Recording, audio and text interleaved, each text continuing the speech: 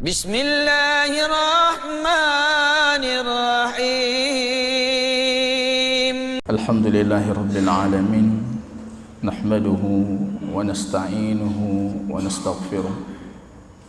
Wa na'udzu billahi min shururi anfusina wa sayyiati a'malina. May yahdihillahu fala mudilla lahu wa may yudlil fala hadiya lahu. Asyhadu an la ilaha illallah wahdahu la syarika lahu wa asyhadu anna Muhammadan abduhu wa rasuluh wa safiyyuhu min khalqihi wa khaliluhu Muhammadin sallallahu alaihi wasallam wa ala alihi wa sahbihi al-kiram. Yaqul rabbuna jalla sya'nuhu fi muhkami tanzili wa qarraba ba'dhum ila ba'dhin yatasaalun. Dalam Musnad Imam Ahmad rahimahullah, rupanya baginda Rasul pernah menceritakan satu kondisi besok kita di hari kiamat di surganya Allah. Al-Quran menuturkan, wa qarraba ba'duhum ila ba'dhin yatasaalun. Mereka saling mendekatkan sofa-sofa mereka, kemudian mereka saling berbisik dan berdialog, berbicara. Baginda Rasul sallallahu alaihi wasallam menafsirkan ayat tadi. Beliau mengatakan, ada satu kondisi besok kalian di hari kiamat saling mendekatkan sofa-sofa kalian di surganya Allah. Kita ambil kursi kita saling dekatkan, kemudian kita bercengkerama, kita berdialog, kita bercerita. Rupanya pertanyaan yang kita tanyakan ketika itu kepada sahabat kita yang dulu kita kenal di dunia, alam tatadzakkar mata ghafarallahu lana? Masih ingat tidak kapan Tuhan kita Allah itu mengampuni kita? Engkau masih ingat enggak kapan Tuhan kita Allah itu mengampuni kita? Kita sekarang nggak tahu kapan itu, di mana itu, tapi besok di hari kiamat dengan ilmu yang Allah berikan, kita baru tahu majlis mana Allah mengampuni kita. Tiba-tiba yang satunya mengatakan, kunna fi majlisi kadza. Dulu kita pernah duduk bersama di tempat itu, di hadapan si fulan, disaksikan oleh si fulan. Kita berkumpul saling mengingat tentang Allah. Rupanya jatuh kecintaan dan kasih sayang Allah kepada kita. Faghfarallahu lana. Kemudian Allah ampuni kita. Barangkali mudah-mudahan doa kita selalu kepada Allah, memperbanyak majlis ilmu, mencari majlis ilmu, mencari tempat di situ diajarkan kitab Allah dan sunnah baginda Rasul. Tujuannya kita satu, barangkali harapan kita tempat itu nantinya yang akan menjadikan tempat Allah mengampuni kita. Allah melihat hamba berjalan pagi dalam kondisi kedinginan, dia melawan hawa nafsunya yang ingin menetapkan dirinya di tempat kediamannya, tapi semua itu dia lawan hanya untuk menunaikan satu perintah Allah dan kemudian mengikuti dengan mempelajari ayat Allah dan sunnah baginda Rasul.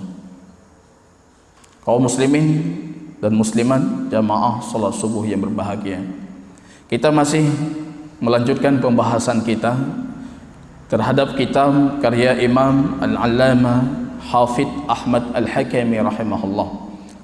Beliau termasuk sebagaimana kita sebutkan pada beberapa pertemuan sebelumnya, di antara ulama kaum muslimin yang sangat diberkahi waktu dan karyanya oleh Allah Subhanahu wa taala. Umur 35 tahun wafat, tapi meninggalkan untuk umat Islam 17 buku atau kitab yang fenomenal. Hari ini buku-buku beliau rata-rata dipelajari di kampus-kampus, di lembaga-lembaga pendidikan Islam di Timur Tengah dan seluruh dunia. 35 tahun. Hampir mendekati umur saya atau setengah dari umur bapak. 35 tahun. Setengah umur kita kadang-kadang Pak. 17 karya untuk umat beliau tinggalkan. Bahkan saya mengatakan pada pertemuan yang lalu, tidak ada ulama yang keluar air mata saya ketika saya baca biografi mereka itu melebihi daripada Hafidz Al-Hakami. Saya bertanya pada diri saya, 31 tahun apa yang sudah saya berikan untuk umat? Kita solusi untuk umat atau beban dan problematika untuk umat? Tambah beban umat dengan hadir getahnya atau tambah solusi untuk umat?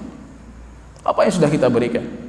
Berapa sangat waktu dan ilmu kita itu tidak diberkahi oleh Allah.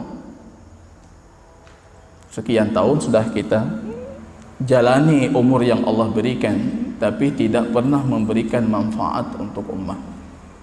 Ini Hafidz Al-Hakami.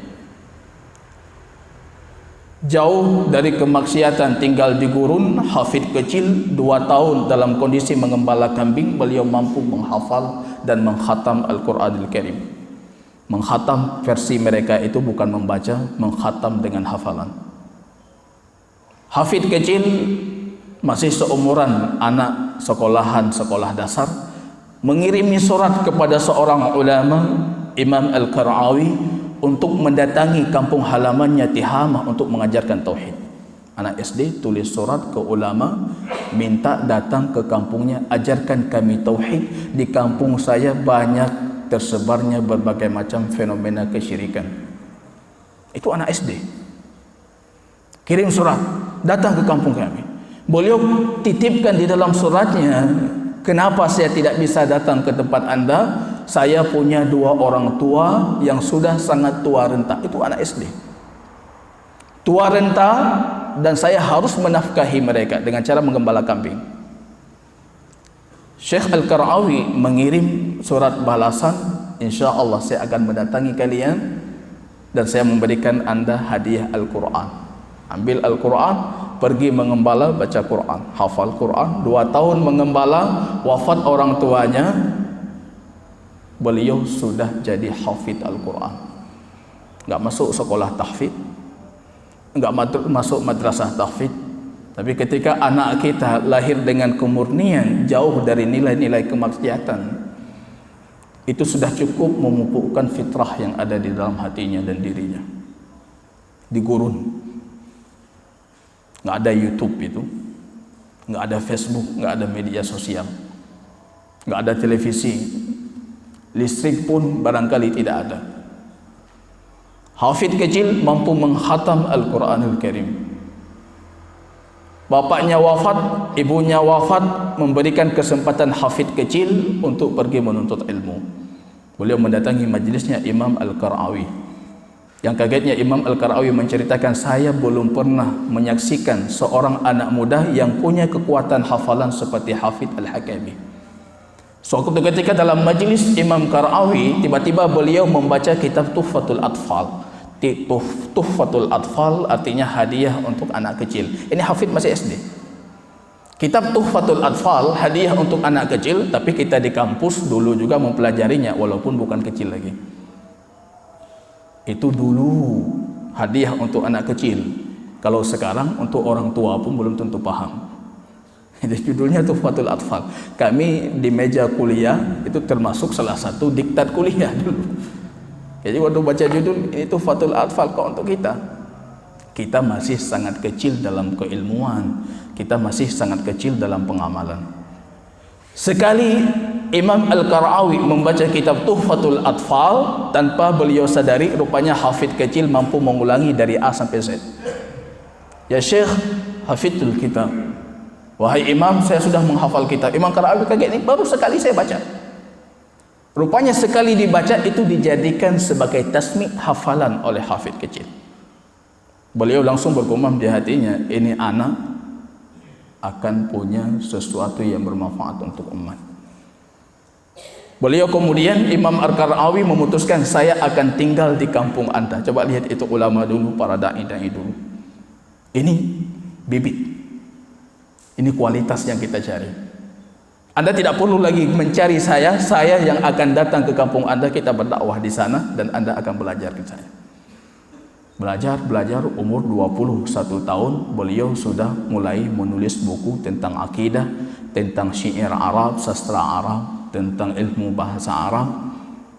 Melanjut karya-karyanya yang kadang-kala ketika kita membaca kita berfikir beliau itu ulama abad keberapa gitu.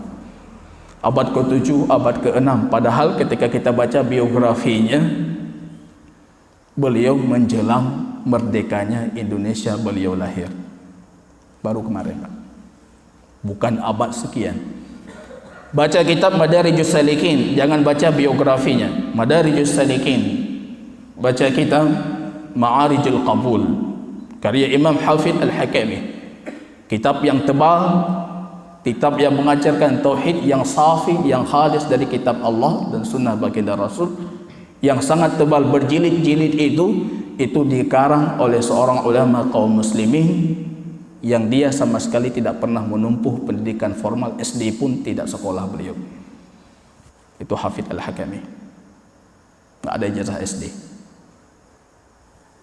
Anda membaca kitab, kita berpikir, dulu saya membaca kitab itu saya berpikir ini ulama kawan-kawannya Imam Ibnul Qayyim, kawan-kawannya Imam An-Nawawi.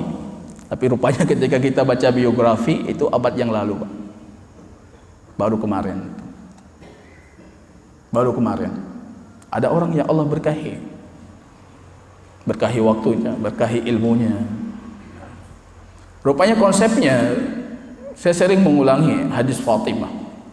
Datang kepada baginda Rasul meminta, ya Rasulullah, berikan aku 2 orang pembantu yang membantuku di rumahku.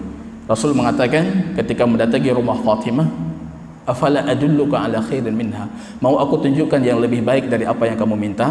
Mau tidur nanti malam subhanallah 33 kali, alhamdulillah 33 kali, Allahu akbar 34 kali. Fatimah dan Ali mempraktekkan, rupanya mereka tidak pernah meminta lagi kepada baginda Rasul pembantu. Kalau kita berpikir dengan logika kita, dia mengeluh capek, tanganku capek kata Fatimah. Tapi Rasul menambahkan beban supaya lebih capek. Tapi beban yang dibebankan itu berzikir.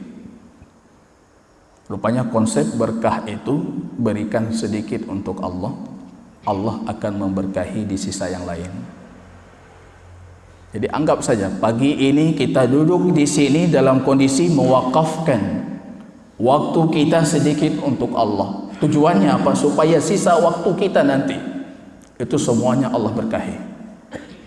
Begitu juga dengan harta kita, begitu juga dengan anak kita, begitu juga dengan berikan, Allah berkahi.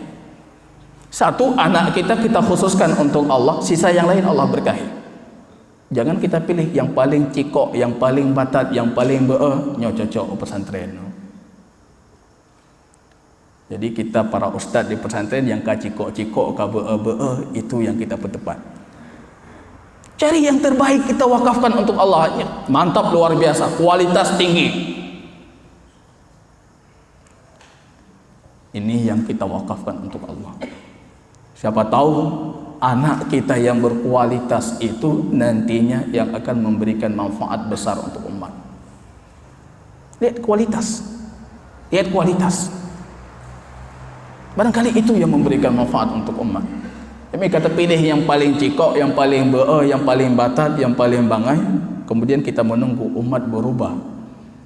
Setidaknya ikhtiar kita maksimalkan. Kita maksimalkan ikhtiar. Berikan untuk Allah. Dari pagi kita pikirkan berapa uang yang harus saya sisihkan hari ini untuk Allah, supaya Allah memberkahi di sisa yang lain. Pikirkan, sisihkan untuk Allah. Sisihkan waktu. Cari lagi majlis ilmu. Maka kita lihat di dalam mukaddimah kemarin kita bercerita tentang poin-poin penting dari mukaddimah Imam Hafidh Al-Hakami. Beliau mengatakan akidah, tauhid itu nilainya 2. Masalah yang harus kita yakini, dalil terhadap masalah. Kenapa itu harus kita yakini? Maka tauhid itu gampang sekali, Pak. Masalahnya apa? Yang harus saya imani, harus saya yakini. Kemudian yang kedua, kenapa itu harus saya yakini? Kenapa itu harus saya yakini? Harus terjawab dengan kitab Allah, terjawab dengan hadis baginda Rasul. Karena itu tauhid tidak akan pernah berubah. Jadi beda dengan fikih, ada kontemporer, nggak ada tauhid kontemporer. nggak ada akidah kontemporer. Ini akidah baru, kontemporer, revisi, edition revisi, nggak ada itu. Tapi kalau fikih ada kontemporernya, ada mahallun nisa'nya, ada gaya-gaya istinbat yang kadangkala jauh dari naungan yang tadi kitab Allah dan sunnah baginda Rasul. Tapi ketika berbicara tentang akidah, sumbernya satu, wahyu. Umurul ghaib, perkara gaib yang tidak bisa kita yakini, tidak bisa kita imani kecuali ada petunjuk Allah, petunjuk Rasul. Ya, siapapun yang berbicara tentang akidah, Anda bertanya cuma satu, dalilnya apa? Takdir harus melalui 4 tahapan: ilmu, kitabah, penetapan Allah dalam bentuk tulisan, kemudian masyiah, kehendak Allah, kemudian khalq, Allah menciptakan pentakdiran itu. Ustaz, kenapa Anda mengatakan 4 tahapan takdir? Dalilnya apa? Ilmu mana dalilnya? Tulisan, kitabah mana dalilnya? Masyiah mana dalilnya? Khalq, ciptaan Allah terhadap takdir itu mana dalilnya? Kalau tidak bisa dibuktikan dengan Quran dan hadis, itu bukan akidah Islam. Maka dalam akidah kita tidak bisa melakukan qiyas. Semua ulama kaum muslimin sepakat analogi syar'i, qiyas syar'i yang sahih itu cuma berlaku untuk perkara hukum ta'liliyah yang berargumen, beralasan, tidak berlaku untuk ibadah dan akidah. Tak bisa kita qiyas-qiyas. Ini semangat luar biasa subuh ini kita qiyas saja dengan salat zuhur 4 rakaat, tidak masuk dia. Akidah juga demikian. Maka di awal bab beliau mengatakan di muqaddimah, yang akan kami paparkan itu akidah ahlus sunnah wal jamaah wa ahlul atba', ahlul hadis. Sumbernya cuma 2, kitab Allah, sunnah baginda Rasul sallallahu alaihi wasallam. Beliau mengatakan wa ara'us salafus salihin, pandangan generasi salaf as-salihin, para sahabat, tabi'in, dan siapa yang mengikuti baginda Rasul dengan kebenaran, itu cuma kita sebutkan untuk menguatkan kitab Allah dan sunnah baginda Rasul. Jadi bukan dalil dengan sendirinya, tapi dia cuma sebatas penguatan terhadap dalil otentik syar'i kitab dan sunnah. Ini gampang sekali, jadi tidak perlu kita akidah itu kita yang abu-abu dengan akidah. Ini apa? Kita tidak paham ini apa? Kenapa seperti ini? Kita tidak tahu kenapa seperti itu. Karena kita tidak punya pegangan dari kitab Allah dan hadis baginda Rasul. Semua pertanyaan 200 soal jawab ini tentang akidah dan tauhid itu akan dijawabkan dengan kitab Allah, sunnah baginda Rasul. Kenapa seperti ini? Itu ayatnya. Kenapa seperti ini? Ini hadisnya. Jadi kitab ini bisa kita katakan ini mungkin salah enggak? Susah untuk kita katakan mungkin salah. Karena jawabannya cuma Quran, hadis. Enggak ada si fulan, enggak ada si fulan. Yang ada cuma kitab Allah, hadis, karena ini akidah. Akidah uqdah, sesuatu yang kokoh, yang kuat, ikatan yang kuat, itu akidah. Kalau tidak kuat itu bukan akidah. Mantruk gop itanya sebuah pertanyaan manteng kabinga. Kamu mangul nyokakeun tang. Bukan akidah. Akidah itu uqdah. Bagaimana bisa kuat dan kokoh kalau pondasi yang Anda bangun itu tidak kokoh, bukan kitab Allah, bukan sunnah baginda Rasul. Yang akan kami paparkan, kata Imam Hafidh Al-Hakami, ini cuma kitab Allah, sunnah baginda Rasul, dan kita tidak menyebutkan pandangan-pandangan, sekte-sekte, ajaran-ajaran lain, golongan-golongan lain selain golongan ahlu sunnah, itu tidak kita sebutkan. Karena itu disebutkan hanya untuk dibantah, bukan untuk dipelajari. Itu kata beliau di muqaddimah. Saya terjemahkan. Jadi ada sebagian kita sibuk dengan pemahaman Asy'ariyah, sibuk dengan pemahaman Mu'tazilah, sibuk dengan pemahaman Syiah, sibuk dengan pemahaman macam-macam. Ketika kita tanyakan yang sunnahnya mana? Akidah Anda sesuai kitab Allah dan sunnah baginda Rasul mana? Itu enggak ada. Yang ada cuma cara membantah orang. Ada yang bertanya, Ustaz, itu kajian Anda di YouTube itu banyak juga yang bantah-bantah itu. Banyak yang bantah, tapi kalau dibandingkan dengan yang mengajarkan tauhid itu lebih banyak. Ini dulu. Sudah kokoh, sudah kuat akidah, jazmah sudah kuat. Baru kita lihat syubhat yang ada apa. Di luar macam-macam.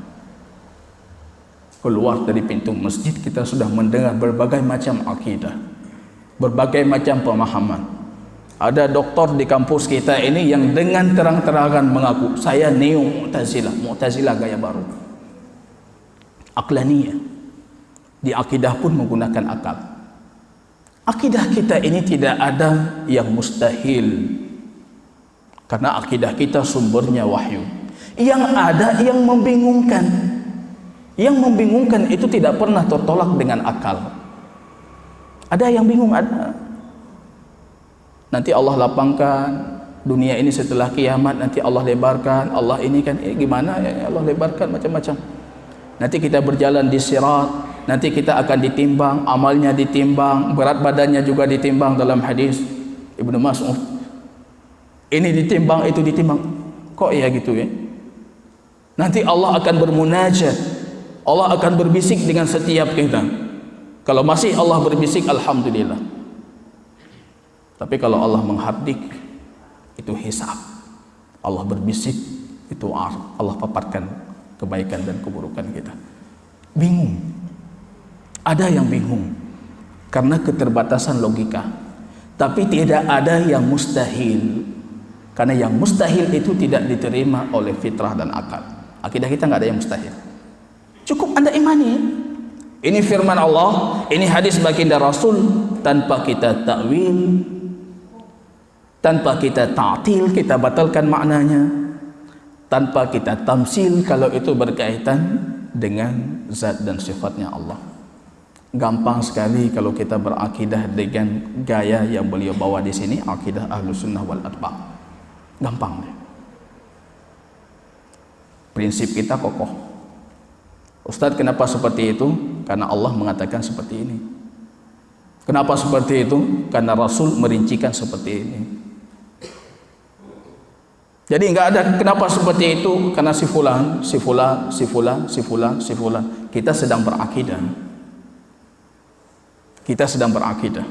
Prinsipnya harus kokoh. Ini kita perhatikan.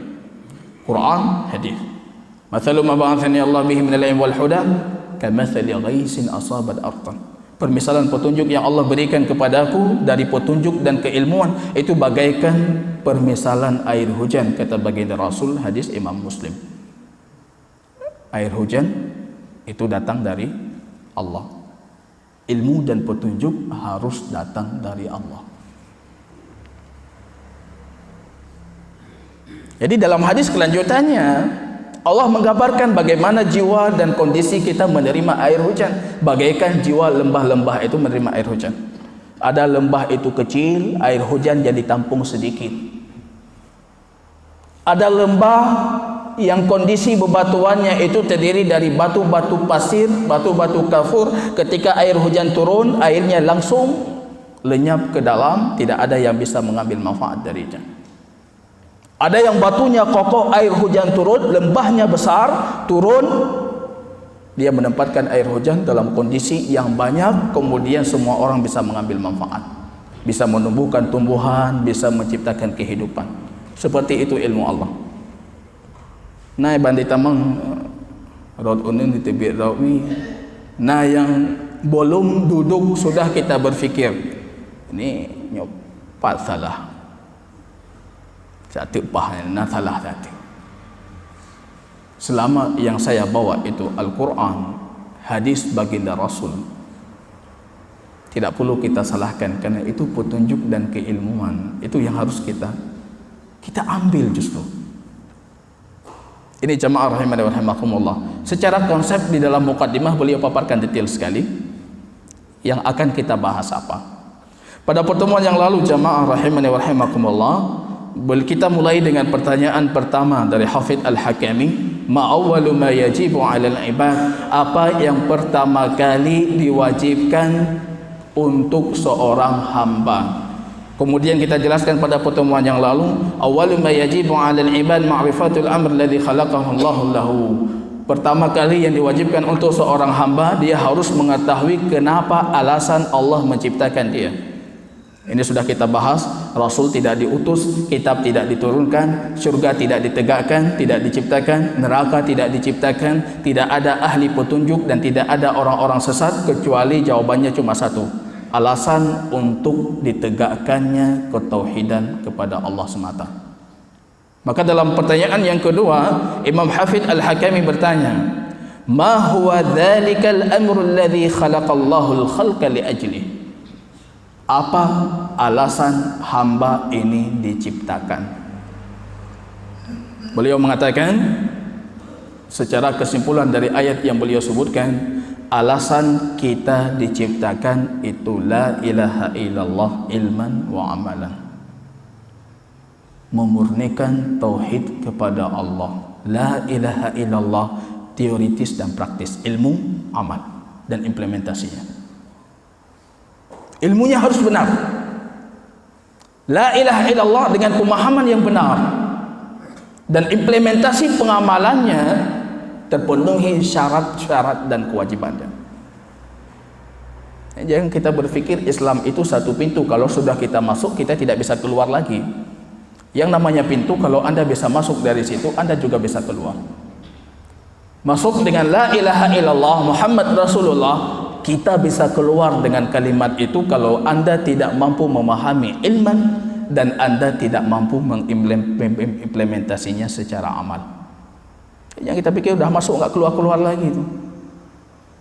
Syirik jalan terus, ibadah untuk selain Allah jalan terus, keyakinan, kekuatan, kemampuan, kudrah, semuanya yang hanya untuk Allah kita yakini untuk selain Allah jalan terus. Kita masih berpikir la ilaha illallah, la ilaha illallah. Padahal la ilaha illallah itu pintu masuk dan juga pintu keluar kalau tidak mampu kita implementasikan. Pengamalannya kurang. Alasan kenapa kita diciptakan? Qala Allah Ta'ala, jawabannya firman Allah dalam surat Ad-Dukhan 38 sampai 39, Allah mengatakan wa ma khalaqnas samawati wal ard wa ma bainahuma la'ibin ma khalaqnahuma illa bil haqq walakinna aktsarahum la ya'lamun. Kami tidak menciptakan langit dan bumi dan apa yang ada di antaranya, itu bukan kami ciptakan karena main-main. Jadi Allah bukan karena senang-senang lagi main-main tiba-tiba Allah ciptakan, bukan. Laisa la'ibin, bukan meayang-ayang, dengan kesungguhan, dengan target dan punya visi. Maka Allah katakan ma khalaqnahuma illa bil haqq, kami menciptakan langit dan bumi itu atas dasar hak, kebenaran. Walakin aktsarahum la ya'lamun, banyak di antara mereka yang tidak tahu. Jadi yang harus kita tahu pertama kali, ini diciptakan, saya dan Anda diciptakan itu bukan untuk sebuah kesia-siaan, bukan untuk kesia-siaan. Ada satu kewajiban di sana yang menunggu kita. Jadi bukan sia-sia. Kadang-kala kita melakukan sesuatu yang sia-sia, tapi itu tidak berlaku untuk Allah. Pebut duduk di warung kopi Hanabu, tadi warung kopi Hanabu. Itu tidak berlaku untuk Allah. Kemudian Allah mengatakan, "Wa ma khalaqnas samaa wal arda wa ma bainahuma batila dzalika dhannu alladziina kafaru." Kami tidak menciptakan langit dan bumi dan apa yang ada di antara keduanya, itu bukan kami ciptakan karena sebuah kebatilan. Itu anggapan orang-orang yang kafir. Jadi orang-orang kafir berpikir Allah hanabut, gepejut bumi, gepejut langit, tanpa alasan, tanpa argumen, tanpa illah, tanpa ini, tanpa itu Allah menciptakan. Padahal Allah mengatakan ini ada alasan, kebenaran di sana. Wa khalaqallahu as-samawati wal ardi bil haqq wa litujza kullu nafsin bima kasabat wa hum la yutlamun. Di sini dikuatkan lagi dengan ayat yang lain, surat Al-Jathiyah 22, kami tidak menciptakan langit dan bumi kecuali atas dasar kebenaran, supaya setiap yang berjiwa itu akan diberikan pembalasan. Ini masuk nih. Akan diberikan pembalasan. Ini baru kita tahu kalau ini bukan sebuah kesia-siaan, tapi kita akan dituntut dan akan diberikan balasan. Siap-siap dengan apa yang akan Allah balas nantinya. Rupanya baru beliau lanjutkan dengan ayat yang lain, Adz-Dzariyat 56, Allah mengatakan, wa ma khalaqtul jins wal ins illa liya'budun. Aku tidak menciptakan, kata Allah, jin dan manusia. Dimulai dengan jin karena dalam proses penciptaan jin lebih dahulu Allah ciptakan dibandingkan manusia. Wa ma khalaqtul jins wal ins illa liya'budun. Aku tidak menciptakan jin dan manusia kecuali hanya untuk beribadah kepadaku. Jadi udah clear dari ayat-ayat tadi, sudah clear. Alasan kita diciptakan itu alasannya ibadah. Sekarang kita akan memahami apa makna ibadah yang dimaksud. Ibadah, a'zamul ibadah, ibadah paling tinggi yang tidak sah ibadah lain kecuali ibadah itu sudah sah dan benar, itu tauhid. Karena enggak ada lagi ibadah yang lebih tinggi daripada tauhid. Bahkan dalam satu hadis para ulama berselisih tentang kesahihan hadisnya, hadis bitaqah, satu kartu. Besok di hari kiamat ada hamba yang sudah terjerumus dalam banyak dosa, dan dia ketika Allah bangkitkan, Allah hisab amalnya, dia sudah yakin kalau tempatnya ke neraka. Tiba-tiba dalam hadis itu Allah perintahkan untuk mengeluarkan satu bitaqah, satu kartu. Rupanya kartu itu la ilaha illallah ditempatkan di timbangan yang kedua. Timbangan yang kedua yang la ilaha illallah itu lebih berat dibandingkan semua dosa yang sudah dia lakukan. Ini tidak sah lain. Kalau ini masih fatal, ini sudah batal, ini tidak sah, ibadah yang lain tidak akan sah. Tauhid. Maka Imam Ibnu Abbas mengatakan, illa liya'budun. Aku tidak menciptakan jin dan manusia kecuali hanya untuk beribadah kepadaku. Beliau mengatakan al-ibadah illa ayyuhidun, sehingga mereka itu mentauhidkan Allah dengan sebenar-benar tauhid. Jadi target kita terakhir itu yang selalu kita bacakan tadi dalam salat kita, iyyaka na'bud, iyyaka na'bud. Hanya Engkau yang kami sembah, hanya Engkau yang kami peruntukkan ibadah kami. Kon bak kaye, bukan itu, tapi hanya Allah yang kami peruntukkan ibadah kami. Iyyaka na'bud. Maka saya dalam ada kajian kita itu yang memang mengupas penafsiran surat Al-Fatihah. Surat itu ketika diturunkan pun sangat fenomenal sekali. Allah tidak pernah membuka pintu langit, pintu yang tidak pernah dibuka kecuali dibuka untuk surat Al-Fatihah. Malaikat yang turun tidak pernah turun kecuali turun hanya untuk surat Al-Fatihah. Karena di situ alasan kita diciptakan, iyyaka na'bud. Maka Imam Ibnu Qayyim mengarang satu buku kitab fenomenal sekali, Madarijus Salikin fi Manazil Iyyaka na'budu wa iyyaka nasta'in. Tangga-tangga menuju posisi iyyaka na'bud wa iyyaka nasta'in. Bagaimana cara kita mentauhidkan Allah dengan sebenar-benar tauhid dalam ibadah kita. Kalau kita merujuk sedikit, kita flashback sedikit, merujuk ke iyyaka na'bud. Sebelum iyyaka na'bud, mentauhidkan Allah dalam ibadah semata-mata hanya untuk Allah, itu ada ayat sebelumnya, alhamdulillah, ada ar-Rahman, ada Maliki Yaumiddin, baru iyyaka na'bud. Ada tauhid keilmuan, ma'rifah, ilmu, tauhid ilmu dalam bentuk ilmu sebelum iyyaka na'bud. Tidak mungkin iyyaka na'bud kalau tauhid ilmunya tidak membentuk. Coba lihat 3 ayat itu.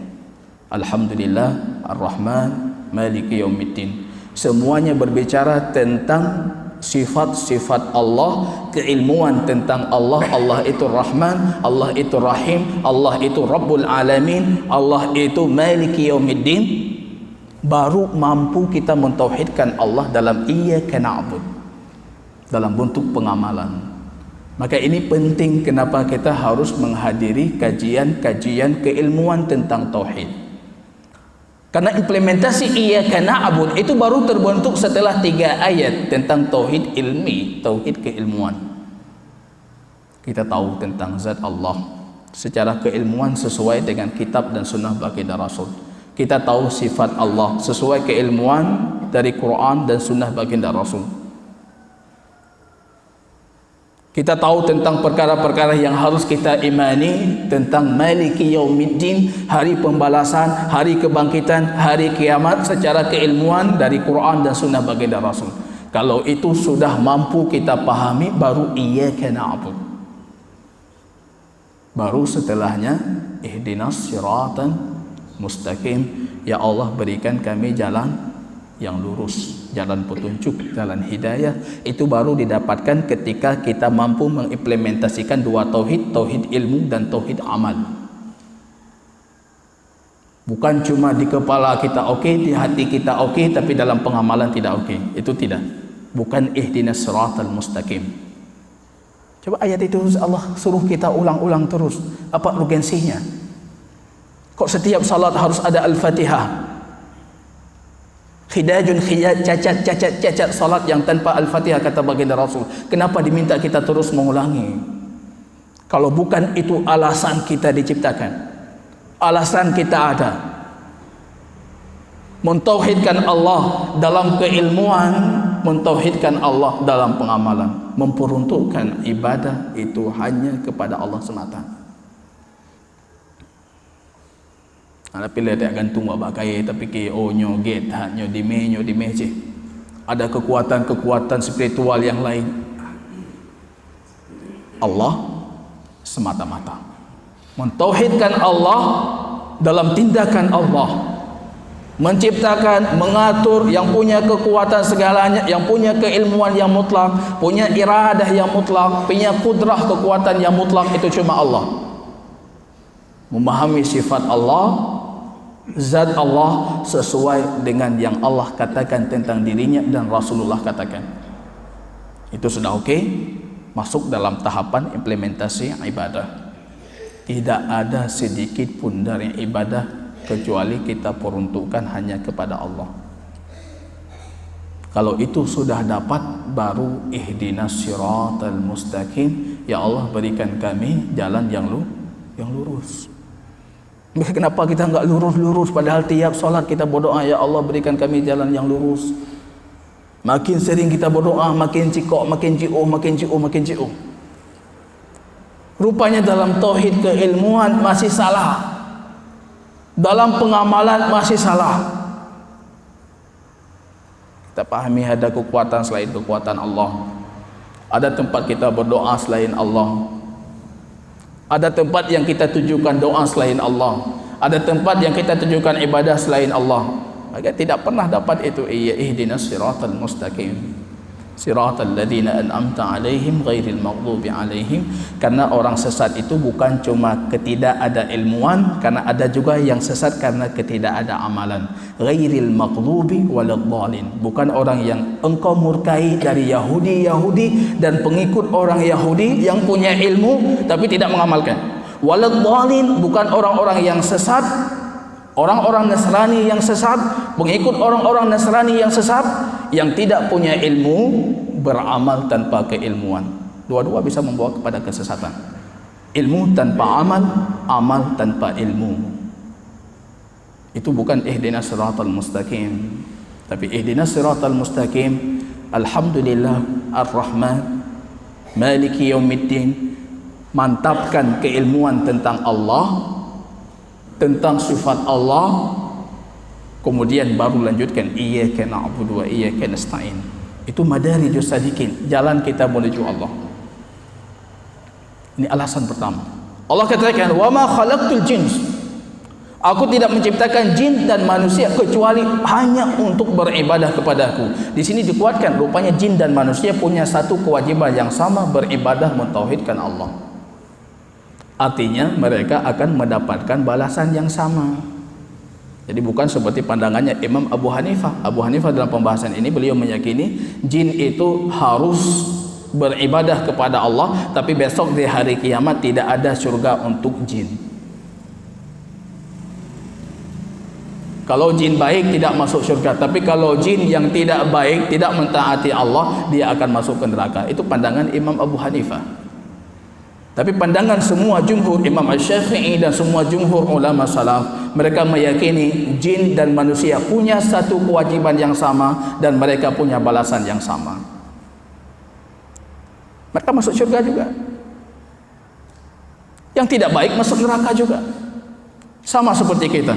Tapi alhamdulillah Allah muliakan manusia dengan Allah utus para nabi kepada manusia yang membawa kitab-kitab Allah. Jin tidak ada nabi dari golongan jin. Jadi sebenarnya beban secara kewajiban kita lebih besar, karena hak kita itu lebih besar diberikan oleh Allah dibandingkan untuk golongan jin. Kita harus lebih paham tentang ketauhidan terhadap Allah melebihi mereka, karena mereka saja memahaminya melalui manusia. Lihat dalam surat Al-Jin, Rasul datang ke Taif berdakwah, mendakwahkan tauhid, dan semua dakwah para rasul itu tauhid. Qulu la ilaha illallah tuflihu. Katakan la ilaha illallah tuflihu. Orang dulu di masa jahiliyah sangat memahami la ilaha illallah. Abu Jahal sangat paham apa konteks dan tekstual dari la ilaha illallah. Makanya dia tidak mau mengucapkannya. Tanya anak mufum, keun laju, puput laju. Ya'am, Rasul datang di detik-detik nafas terakhir pamannya Abu Talib. Duduk di depan sisi pamannya Abu Talib, hadis Imam Bukhari. Ada Umayyah ibn Khalaf, ada Abu Jahal. Masuk baginda Rasul mengatakan, "Ya'am, wahai pamanku, qul la ilaha illallah." Ucapkan la ilaha illallah, ahtaju biha indallah. Itu jadi argumen bagi saya di hadapan Allah nantinya untuk memasukkanmu ke surganya Allah. Abu Jahal kala tamping, "Atarghabu an millati abi Abdul Muttalib?" Apa anda sudah membenci agama kakek anda Abdul Muttalib, bapa anda Abdul Muttalib?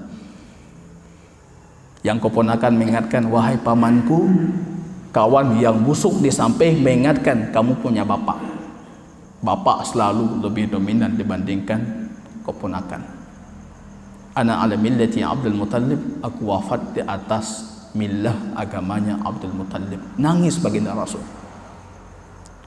Dulu mereka enggan-engganan untuk mengatakan la ilaha illallah, karena la ilaha illallah itu bukan cuma sebuah ucapan, tapi dia punya konsekuensinya. Ada yang harus kita lakukan. Bukan cuma anda yakini Allah menciptakan, Allah ini, tapi ketika ibadah anda peruntukkan untuk selain Allah. Itu bukan la ilaha illallah. La ilaha illallah punya banyak konsekuensi. La ilaha illallah. Maka Abu Jahal itu la ilaha illallah yastakbirun. Al-Quran mengatakan ketika diucapkan wa idza qila lahum la ilaha illallah, kalau diucapkan kepada mereka la ilaha illallah yastakbirun, mereka langsung sombong. Tapi dalam ayat yang lain, wala in sa'altahum, kalau engkau tanyakan kepada mereka siapa yang menciptakan langit dan bumi, la yaquluna Allah, mereka semua akan mengatakan itu Allah. Coba lihat ini. Kalau kita tanyakan siapa menciptakan langit dan bumi, Allah. Itu orang jahiliyah. Tapi kalau Rasul mengatakan qul la ilaha illallah, katakan la ilaha illallah, yastakbir, sombong, tak mau. Tapi kalau bertanya yang menciptakan langit dan bumi, Allah. Maka tidak cukup kita cuma meyakini Allah menciptakan ini, Allah pemberi rezeki, Allah yang menurunkan hujan, Allah ini, Allah itu. Tapi ketika ibadah, rupanya kita tidak mengkhususkan hanya untuk Allah. Itu tidak sama kita dengan mereka. Ini jamaah rahimani wa rahimakumullah. Kita punya sedikit waktu sebelum salat syuruk. Jadi salat syuruk hari ini 6.29 menit. Ya. Ini baru 6.23. Ada tunggu sedikit waktu lagi untuk salat syuruk. Barangkali kita membuka beberapa sesi tanya jawab atau diskusi. Kalau ada yang patut kita diskusikan, kita persilahkan.